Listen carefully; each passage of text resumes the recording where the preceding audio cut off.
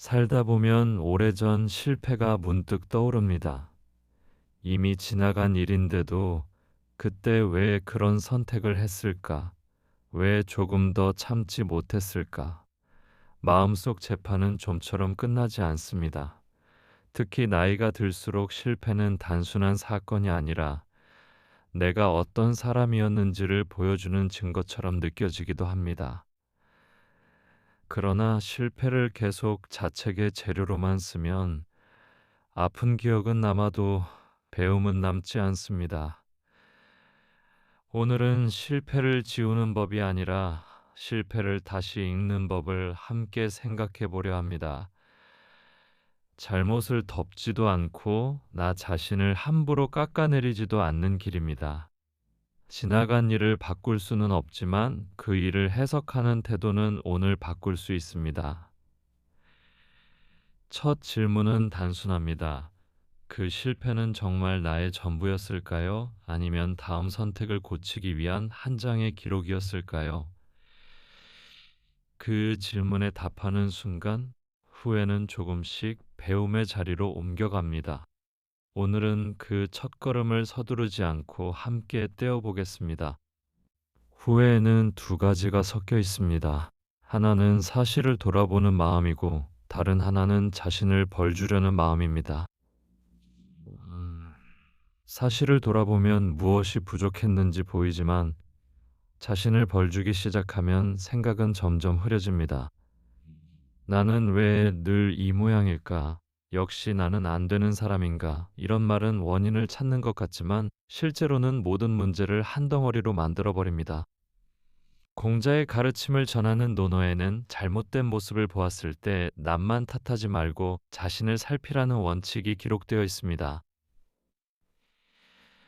이것은 모든 책임을 혼자 지라는 뜻이 아닙니다. 오늘의 삶에 적용한다면 나를 모욕하지 않고도 내 선택을 점검할 수 있다는 뜻입니다. 실패를 돌아볼 때는 사람 전체를 평가하지 말고 그때의 판단과 행동을 따로 보아야 합니다. 나는 실패한 사람이 아니라 한 번의 선택에서 배울 자료를 가진 사람입니다. 이 구분이 있어야 다음 행동도 정확해집니다. 실패를 배우는 자료로 바꾸려면 먼저 사실과 해석을 나누어야 합니다. 예를 들어 사업이 잘 되지 않았다고 해봅시다. 사실은 매출이 줄었고 준비한 돈이 부족했고 예상보다 빨리 문을 닫았다는 것입니다. 그런데 해석은 나는 원래 장사에 소질이 없다. 가족에게 집만 되었다. 다시는 아무것도 시작하면 안 된다는 식으로 커질 수 있습니다. 사실은 구체적이지만 자책은 되게 막연합니다.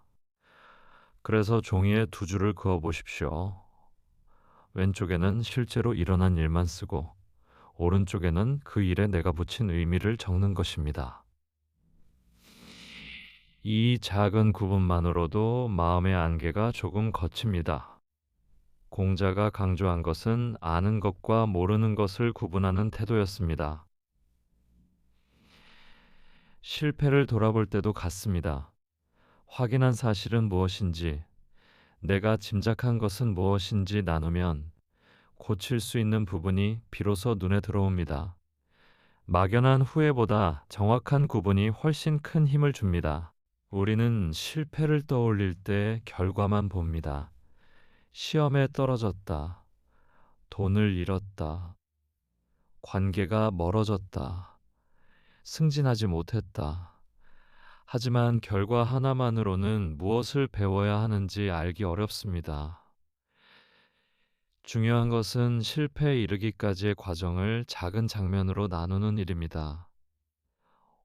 언제 경고 신호가 있었는지, 누구의 말을 흘려들었는지, 무엇을 너무 서둘렀는지, 반대로 무엇을 지나치게 미뤘는지 살펴보는 것입니다.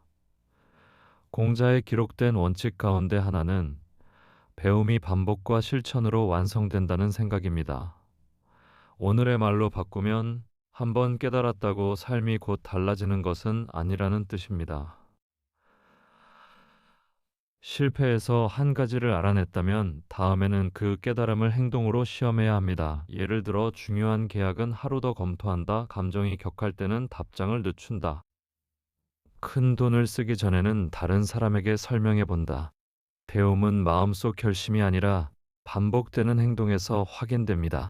실패를 돌아볼 때 우리는 흔히 그때의 나를 지금의 기준으로 심판합니다.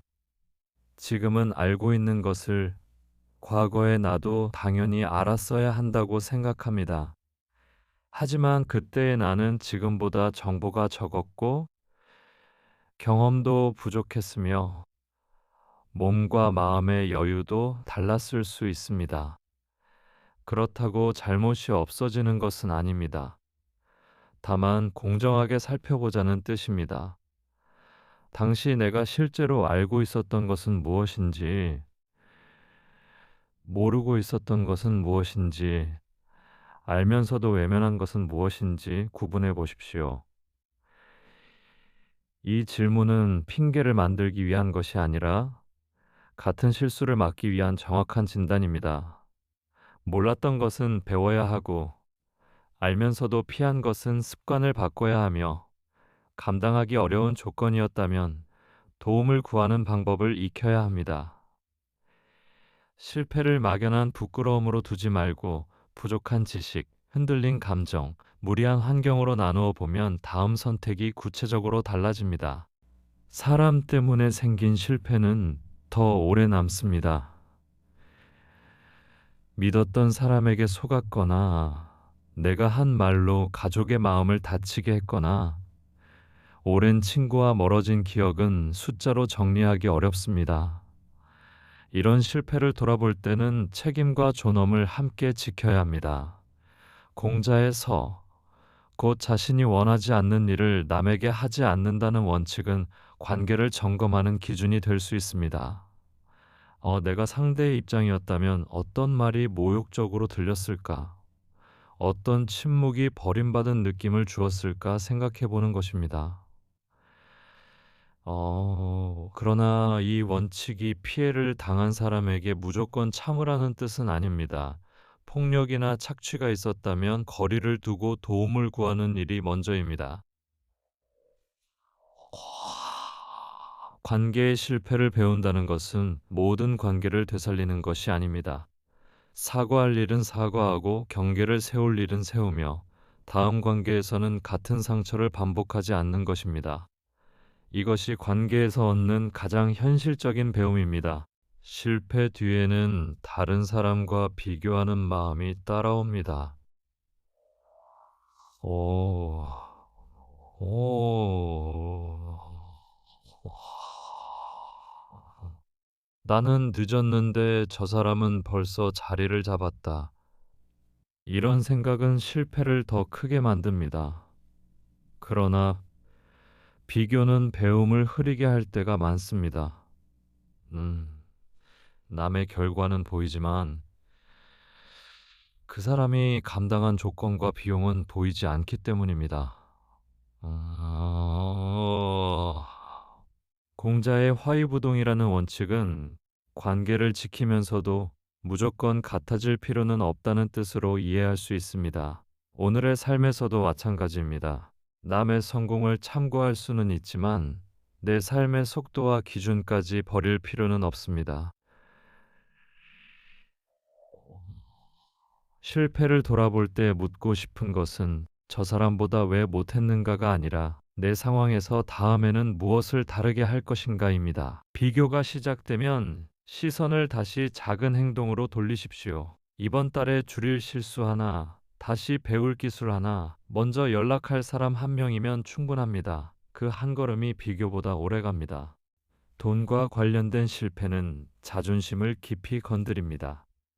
투자에서 손해를 보거나 보증을 잘못 섰거나 무리한 소비로 가족에게 걱정을 끼쳤다면 마음은 쉽게 움츠러듭니다. 이때 중요한 것은 돈을 악으로 여기거나 반대로 손실을 만회하려고 서두르지 않는 것입니다. 논어에는 이익보다 의로움을 먼저 살피라는 대조가 기록되어 있습니다. 현대적으로 풀면 돈을 벌고 지키는 일 자체를 부정하는 것이 아니라 그 과정에서 신뢰와 공정성과 책임을 잃지 말자는 뜻입니다. 손실을 본 뒤에는 먼저 멈추고 사실을 정리하고 다시 감당할 수 있는 범위를 확인해야 합니다. 구체적인 투자나 세금 문제는 전문가의 도움을 받는 것이 좋습니다. 다만 오늘 우리가 할 수 있는 일은 있습니다. 손실을 숨기기보다 가족과 필요한 만큼 공유하고 만에 욕심이 생길 때 바로 결정하지 않으며 다음 선택의 기준을 글로 남기는 것입니다. 오, 돈 앞에서의 침착함도 배워야 할 능력입니다. 가족 앞에서의 실패는 특히 아픕니다. 자녀에게 너무 엄격했던 일, 배우자의 말을 대충 들었던 일, 부모에게 충분히 시간을 내지 못한 일이 뒤늦게 떠오를 수 있습니다. 지나간 시간을 되돌릴 수 없다는 사실이 후회를 더 무겁게 합니다. 하지만 후회가 사랑의 증거라면 그 사랑은 오늘의 행동으로 이어져야 합니다. 공자의 전통에서 가족 관계는 중요한 수양의 자리로 다루어졌지만 고대의 위계를 오늘 그대로 따를 수는 없습니다. 현대의 가족은 서로의 존엄과 선택을 존중하는 대화가 필요합니다. 그래서 큰 선언보다 작은 회복이 중요합니다. 그때 내가 네 말을 듣지 못했다.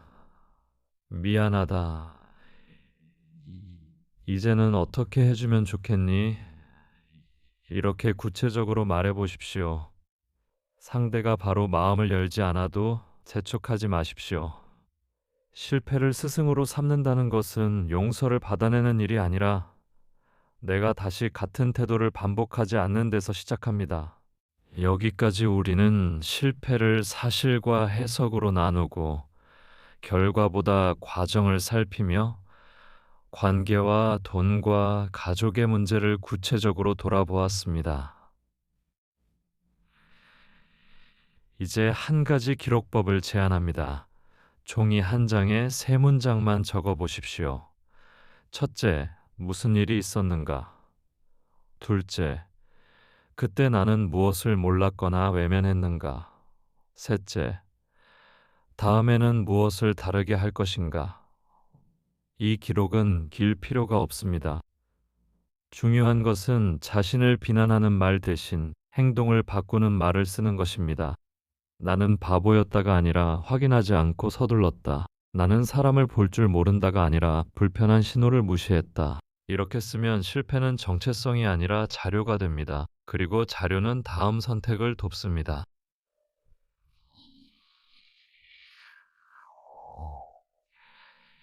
다음 장면부터는 이 기록을 실제 습관으로 만드는 법, 실수를 인정하면서도 자존감을 지키는 법, 다시 시작할 때 무엇을 먼저 해야 하는지를 차분히 이어가 보겠습니다.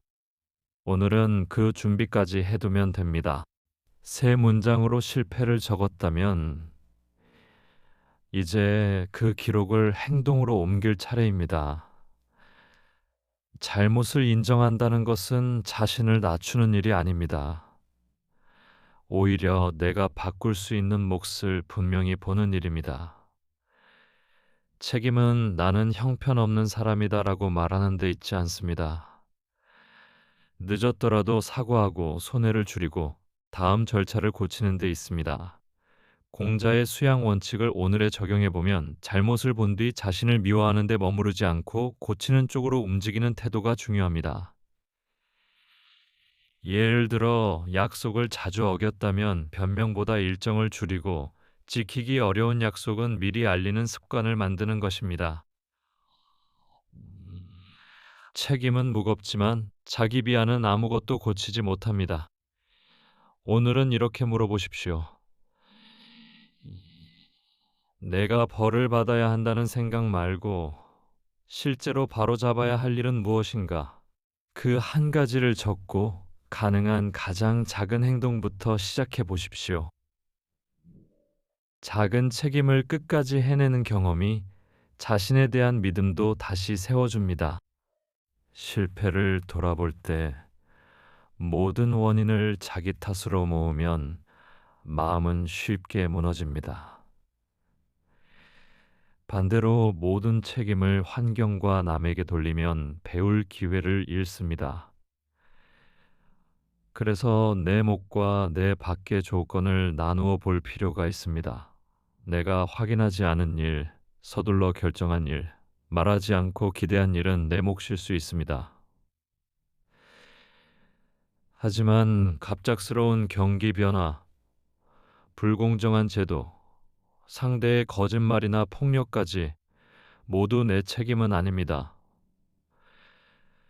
공자의 성찰 원칙을 현대적으로 적용한다는 것은 자신을 무조건 책망하는 것이 아니라 바꿀 수 있는 부분을 정직하게 찾는 일입니다.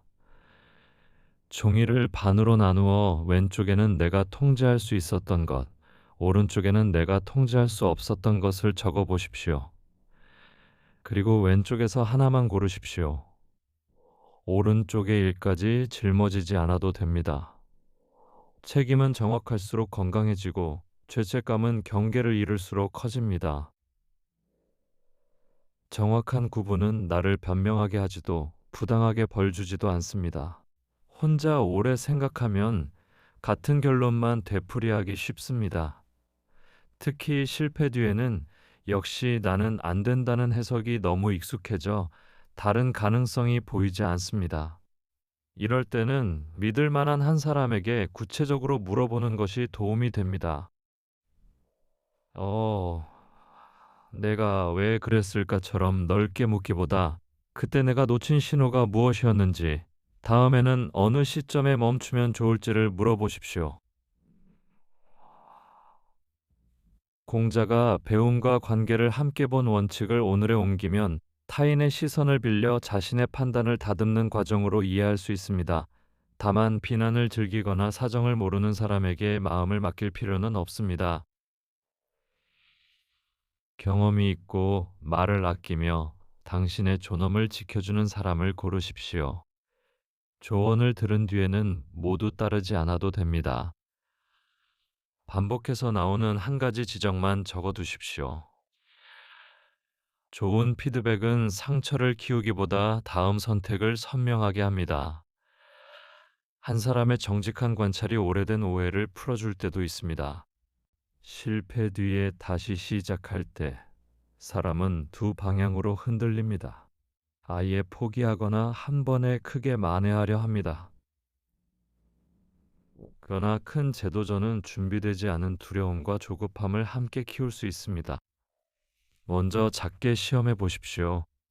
사업에서 손실을 봤다면 큰 돈을 다시 넣기보다 작은 비용으로 수요를 확인하고, 관계에서 상처를 입었다면 예전처럼 가까워지려 서두르지 말고 짧은 대화 한 번부터 시작하는 것입니다.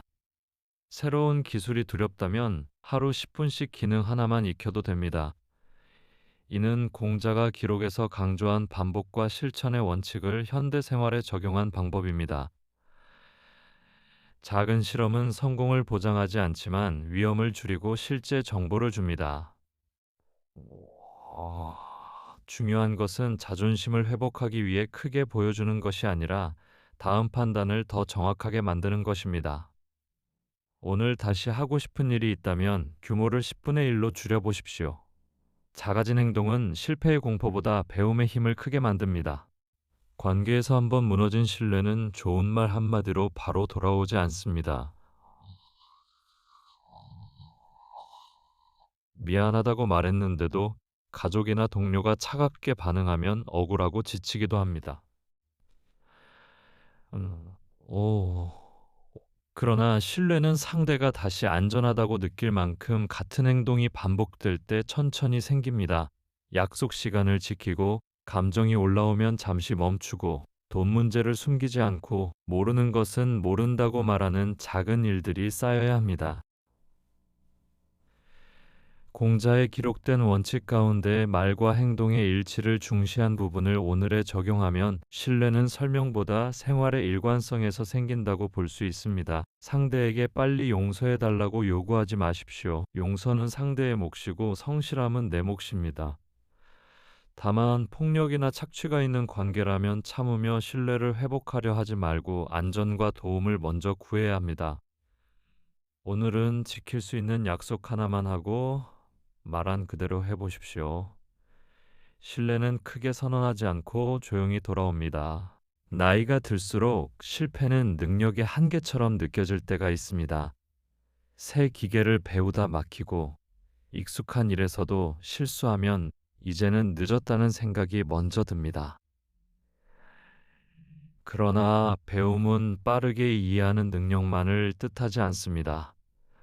천천히 반복하고 모르는 것을 인정하고 익힌 것을 생활에 붙이는 힘도 배움입니다.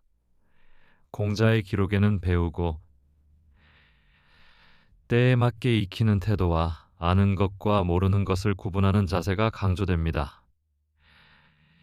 이를 오늘의 삶에 적용하면 나이를 숨기거나 젊은 사람처럼 속도를 내기보다 자신에게 맞는 반복을 만드는 일이 중요합니다. 스마트폰 기능 하나, 운동 동작 하나, 새로운 사람의 이름 하나를 정해 매일 같은 시간에 익혀보십시오. 한 번에 많이 하지 않아도 됩니다.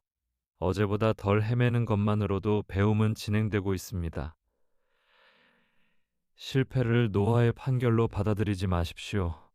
그것은 아직 익숙하지 않다는 신호일 수 있습니다. 오늘 10분의 반복이 내일의 자신감을 만듭니다. 같은 실수를 다시 하면 이전의 모든 노력이 헛된 것처럼 느껴집니다.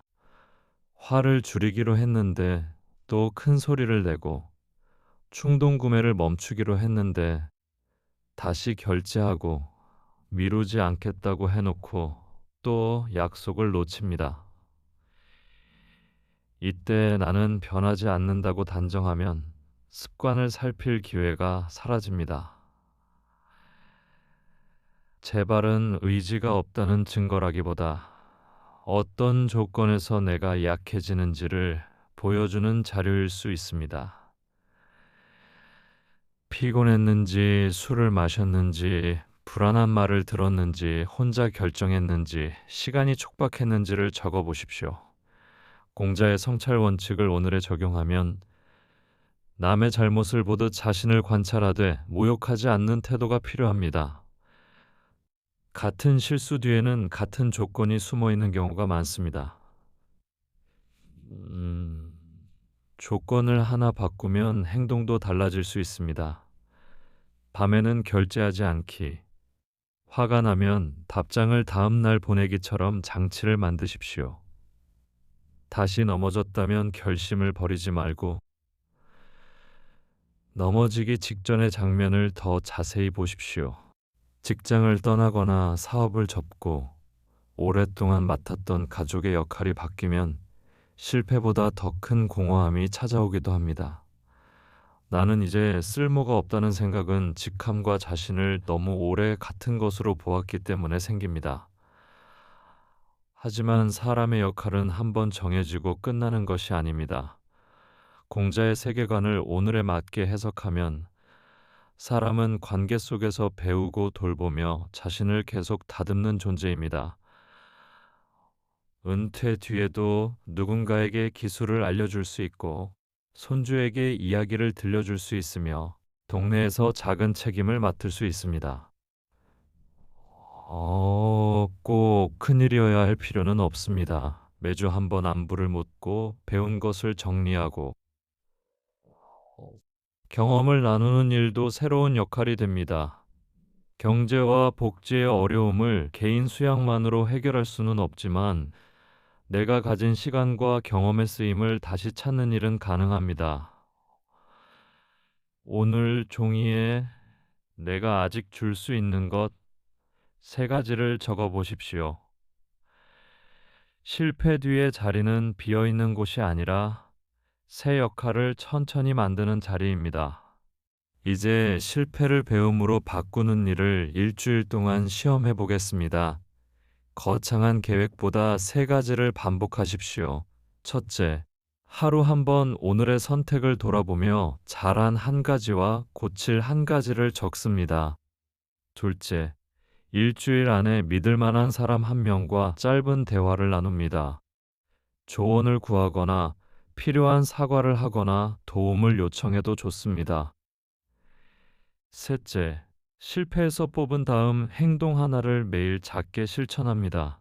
약속을 확인하기, 지출을 기록하기, 답장 전 한 번 읽기처럼 눈에 보이는 행동이어야 합니다. 공자의 배움과 성찰, 신뢰의 원칙을 오늘에 적용한 이 계획은 자신을 몰아붙이는 훈련이 아닙니다. 반복을 통해 새로운 선택을 익히는 연습입니다.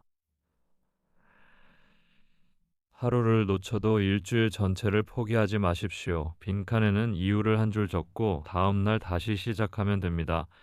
7번의 완벽함보다 멈춘 뒤 돌아오는 한 번이 더 중요합니다. 달력에 오늘부터 7칸을 만들고 첫 칸에 작은 표시를 남겨보십시오. 오. 실패는 지울 수 없는 장면일 수 있습니다. 그러나 그 장면이 남은 인생의 결론이 될 필요는 없습니다. 우리는 사실과 해석을 나누고 내 목과 내 밖의 조건을 구분했습니다. 믿을 만한 사람에게 묻고 작게 다시 시험하며 말보다 반복되는 행동으로 신뢰를 세우는 법도 살펴보았습니다. 공자에 기록된 수양 원칙을 오늘에 적용할 때 핵심은 완벽한 사람이 되는 데 있지 않습니다. 잘못을 알아차리고 모르는 것을 인정하고 다음 행동을 고치는 데 있습니다. 오늘 마지막으로 세 문장을 다시 적어 보십시오. 무슨 일이 있었는가? 내가 놓친 것은 무엇인가? 다음에는 무엇을 다르게 할 것인가? 그리고 그 아래에 오늘 할 행동 하나를 쓰십시오. 전화 한 통, 사과 한마디, 지출 한 줄. 10분의 연습이면 충분합니다. 이제 자신에게 물어보십시오. 나는 이 실패로 나를 벌줄 것인가? 아니면 다음 선택을 더 나아지게 할 것인가? 과거는 바꿀 수 없지만 과거를 사용하는 방식은 오늘부터 바꿀 수 있습니다.